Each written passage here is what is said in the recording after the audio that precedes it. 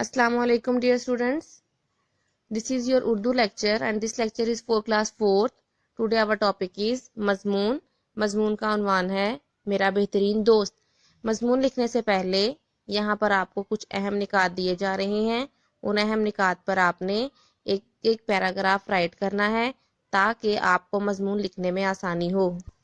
अहम निकात इस तरह से हैं. नंबर 1 तारुफ, नंबर 2 ख़ानदान, नंबर 3 ज़हीन दोस्त, नंबर 4 इबादत गुजार, नंबर 5 बड़ों की खिदमत and the last one is वर्जिश. आज की इस वीडियो में हम फर्स्ट 3 नकात को डिस्क्राइब करेंगे. सबसे पहला आपका टॉपिक है, आपका नकात है तारुफ. तारुफ आपने अपने दोस्त के बारे में लिखना है कि आपका दोस्त कैसा है. सबसे पहले तो आप दोस्त की डेफिनेशन लिखेंगे.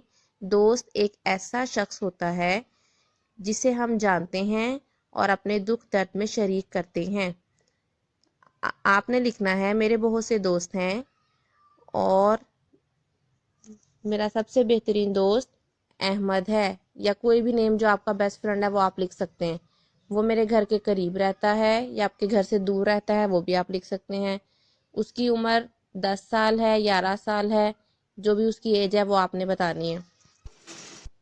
वो कौन सी जमात में पढ़ता है ये आपने बताना है. इसके बाद आपकी नेक्स्ट हेडिंग होगी ख़ानदान. आपने उसके ख़ानदान के बारे में बताना है कि वो कैसे ख़ानदान से बिलोंग करता है. नेक है, इस्लामी है, मुअज़्ज़िज़ है. उसके ख़ानदान में कितने लोग हैं, उसके अब्बू का पेशा क्या है, यानी उसके अब्बू क्या काम करते हैं, उसकी अम्मी कैसी औरत हैं, उसके बहन भाई कितने हैं. इस बारे में आपने उसके ख़ानदान के बारे में कुछ बातें आपने जो शेयर करनी है एक पैराग्राफ की सूरत में.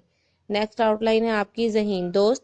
आपने इसमें बताना है कि आपका दोस्त कितना ज़हीन है, कैसा पढ़ता है, स्कूल में कैसे टेस्ट देता है, इम्तिहान में अव्वल आता है, अपना काम वक्त पर करता है, अपना काम तवज्जो से करता है. इस तरह से आपने उसकी जहानत के बारे में एक छोटा सा पैराग्राफ लिखना है.